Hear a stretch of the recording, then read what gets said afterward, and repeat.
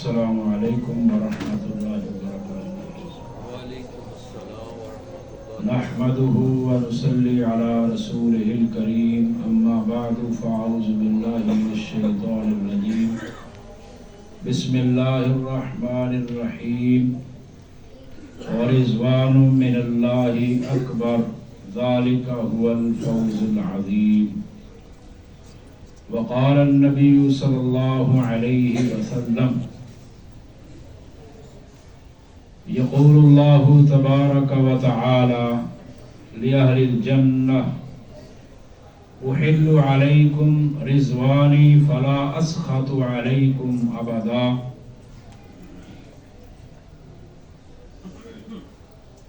جتنے بھی نیک اعمال دنیا میں کیے جاتے ہیں، نماز، روزہ، زکوٰۃ، حج، ہر قسم کا عمل، ان کے اندر سب سے بنیادی مقصد یہ ہوتا ہے کہ اللہ رب العالمین راضی ہو جائے،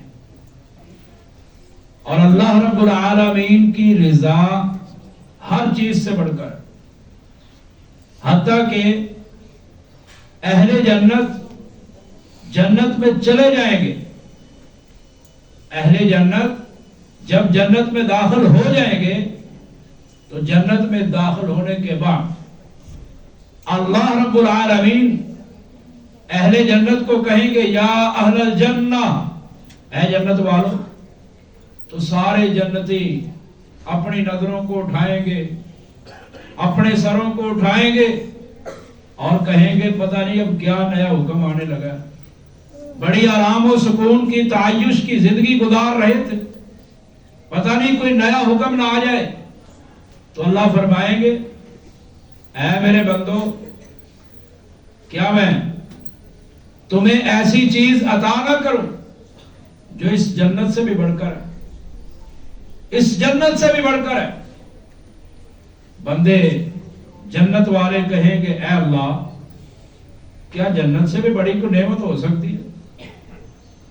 الم تبید وجوہنا، کیا تو نے ہمارے چہروں کو سفید نہیں کر دیا، ہمیں خوش و خرم کر کے جنت میں داخل نہیں کر دیا؟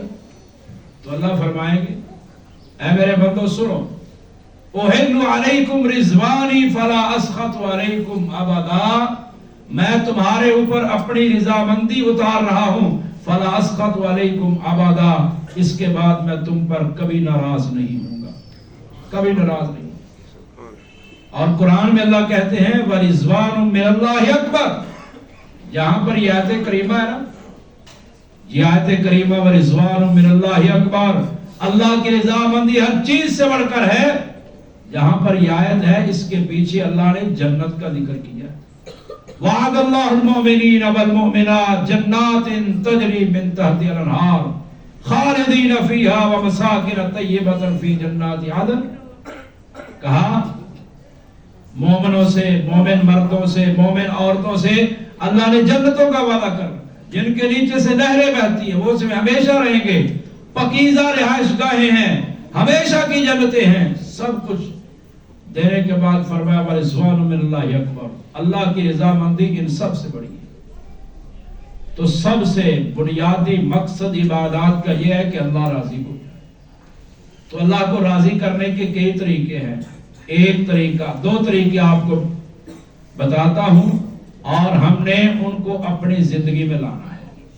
ایک طریقہ یہ ہے کہ اللہ سے دعا کریں، اے اللہ ہم سے راضی ہو جا۔ اللہ کے نبی سیدنا سلیمان علیہ السلام نے دعا کی، کہا ربی اوزعنی ان اشکر نعمتک التی انعمت علی وعلی والدی وان اعمل صالحا ترضاه۔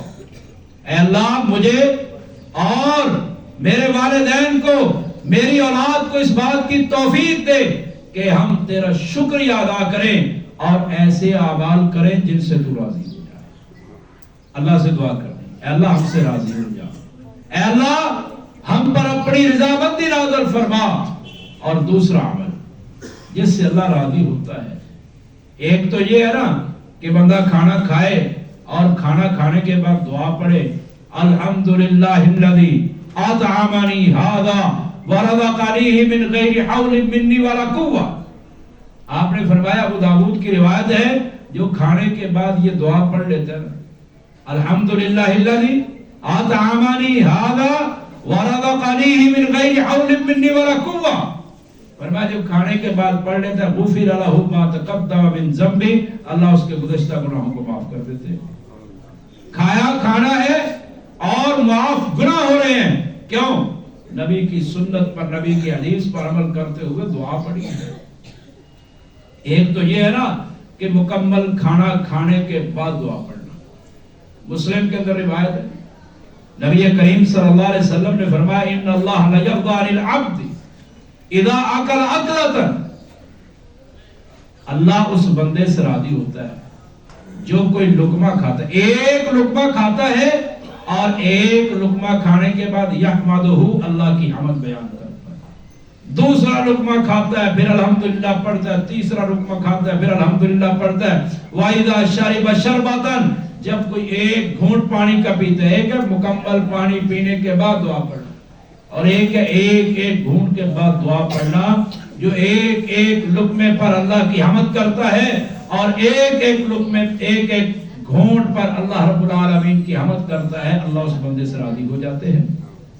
ٹائم نہیں لگتا. ایک لقمہ کھائیں پڑھے الحمدللہ، دوسرا لقمہ کھائیں پڑھے الحمدللہ، تیسرا لقمہ کھائیں پڑھے الحمدللہ. ہر لقمے پر الحمدللہ پڑھتے جائیں، اللہ رب العالمین راضی ہوتا جائے گا. اللہ تعالیٰ سے دعا ہے کہ اللہ تعالیٰ ہمیں اپنی رضا نصیب فرمائے.